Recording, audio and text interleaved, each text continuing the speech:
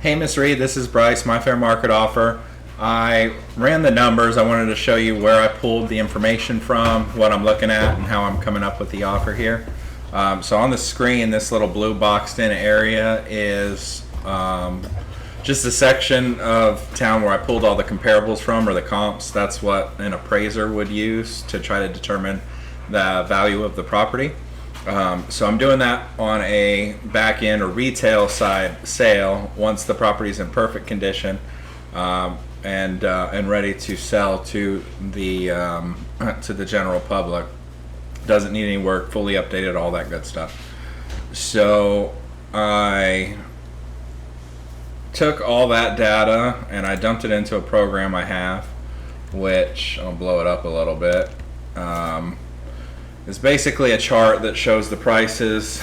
Over to the left, you've got all the prices. Down at the bottom, you've got the square footage. Your property is right at about 1,900 square foot, so that puts it over here. So that's good and bad news.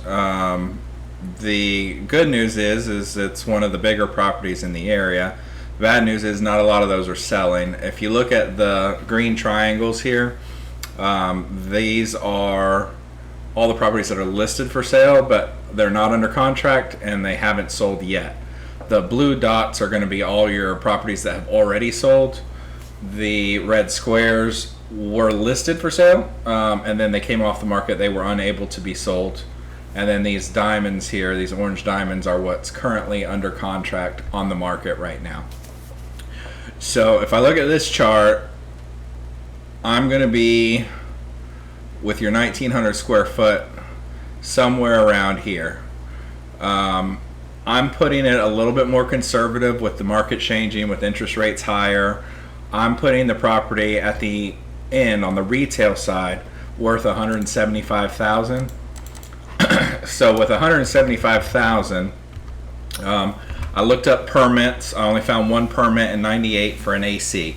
So I'm counting on having to redo the roof, the AC. It was built in 57, so I'm worried about the plumbing and the electrical wiring. I may have to redo both of those. So I'm kind of budgeting for all of that in this, along with normal updates and normal paint, carpet, flooring, cabinets, your bathrooms, your kitchen. So basically I'm accounting for a complete overhaul. So the first thing I do, 175 I can expect on getting it when I sell retail. First thing I do is take off 8%. I have to pay a buyer's agent, which is 3%. I have to pay my closing costs, which is 2%.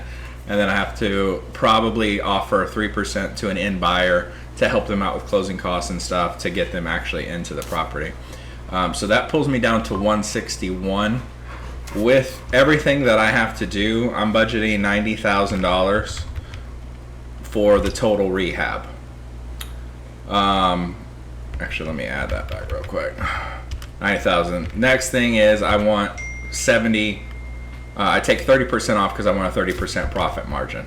So that puts me down to 112,700. And then I'm thinking 90,000 for repairs. 22,700 would be my cash offer.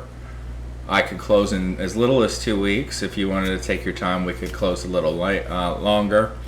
Once I see the property, if I can check off some things that maybe I don't need, like maybe I don't need to do the wiring, maybe I don't need to do some of the plumbing, I might be able to raise that 22,700 offer up. But sight unseen, I'm going to have to account for having to do all those renovations, and that puts my offer at 22,700. I hope this video was informative. I hope you found it well and see where I'm coming from with the actual sales in the market and what I'm accounting for having to fix it up wise. So if you have any questions about it, you have my number. Feel free to call, text me. I'm happy to answer anything for you. And I'll get this, and I look forward to hearing from you soon. Thank you so much.